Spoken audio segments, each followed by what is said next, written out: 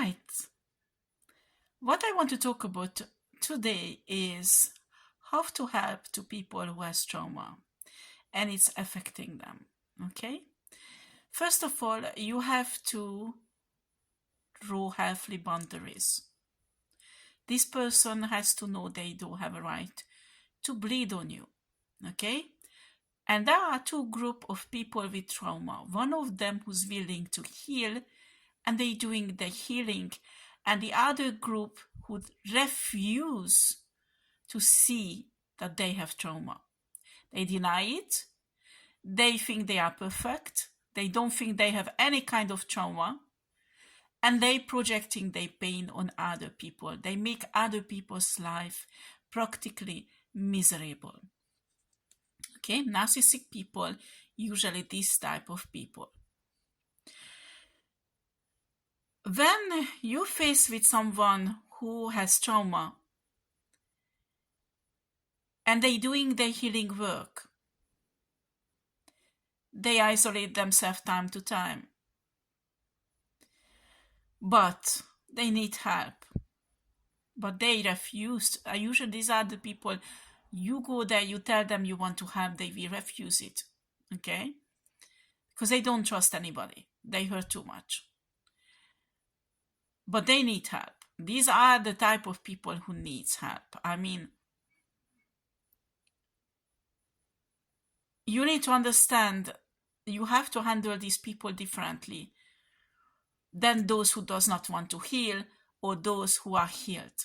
So if you are a good friend or you are spouse, well, it's happened, I counseled a couple, I give them spiritual counseling where the woman was violated sexually while the husband was not present, was abroad, and they had to deal with this situation, and it was really, really complicated and was a huge burden for both of them. You need to understand there are certain circumstances you just can't abandon someone because they had a trauma. Please don't do that, especially if that person is willing to heal. Okay, this is really important that you will be there for them, but you need to draw the line. You have to draw the line and pose your boundaries. Okay, you pose your boundaries. So when this person step over your boundaries, you let them know and you leave them there. It can be any kind of boundaries, okay?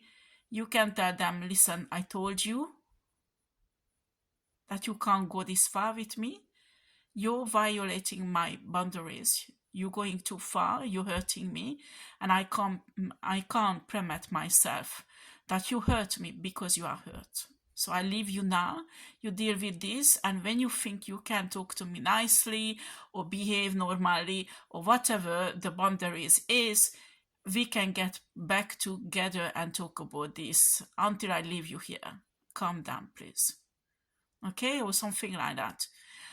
This is really important also that you are not in a trauma, you are calmer, you can see differently the situation, you can handle it well, especially when you are a man in a relationship, you are the leader, the protector. A woman can be a leader also, but the man has usually in a couple the role of a protector. So when your wife is in trauma, you have to protect, but in a healthy way. Please do not let your wife hit you, talk to you badly, or hurt you any other way. Okay? It's not, the respect has to stay there. Because if not, your love life will be destroyed by it. Okay? It's important. If the man has a trauma, the woman has to protect in a way, take up this protective role, because the man won't be able to do this 100% with a trauma, because if they do, it will be quite narcissistic, toxic, that a woman won't tolerate. Okay? So the woman temporarily can step in as a protector with love and care. A woman protects differently than a man, okay? But men needs time to time, especially if your husband is working in the army and coming back from a war situation and he needs healing, okay? That is just an example, okay? So you need to understand that these people need lots of love, but because they are in trauma, they will handle the love in a toxic way, and that you can't permit. So you have to let them know this is not right, this is toxic. I love you. I'm just telling you because I love you and I want you to get back your normal state because you are not toxic normally. And it doesn't matter if you ask, I still love you, but I do not tolerate it. Okay? So you have to believe really loving and caring, but don't let the other person take advantage of you because they will get used to this state and your relationship will get ruined. Year by year will go down until it will be destroyed. Okay? This is really important.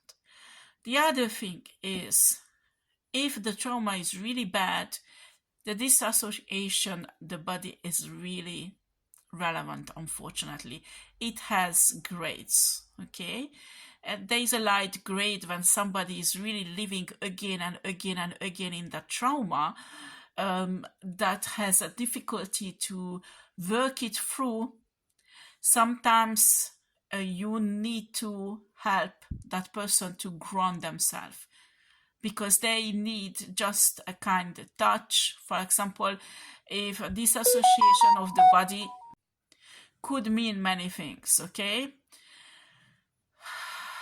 It's come mostly with PTSD. PTSD, usually soldiers have it. But if somebody went through physical or sexual abuse, they can develop it in really bad cases, okay? This disassociation of the body could happen that the person practically present, not present, I mean physically present with you, but in reality, that person is somewhere else. It's like living somewhere else. With PTSD, it could be that it's not hallucination, but they living again and again the same abuse. It's like being in a cinema, only they can feel it, they can smell it, and it's real.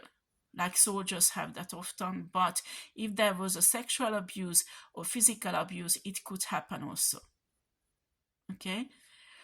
When your partner is in that state, you need to somehow kindly bring that person out of this situation because they're suffering, okay?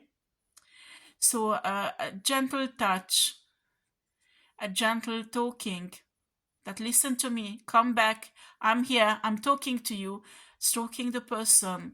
Don't be afraid, but be kind. If your husband is a soldier and it's really a PTSD, be gentle, okay? Because that maybe you need to discuss with the psychologist because that must be really tough, okay? But if your wife has been through sexual abuse or physical abuse, they need sometimes that you can ask them when you bring them back from this state, what do you want me to do if you are in this state? Do you want me to give you a hug? Do you want me to talk to you with a calm voice?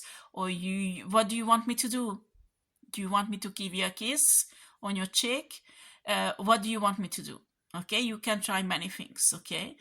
If it was a sexual abuse, maybe the touching will be irritating, but maybe not. It's depend of the person, because maybe the husband will provide a security, a safe place to come out of this negative situation that the disassociation of the body can cause, okay, because of the trauma.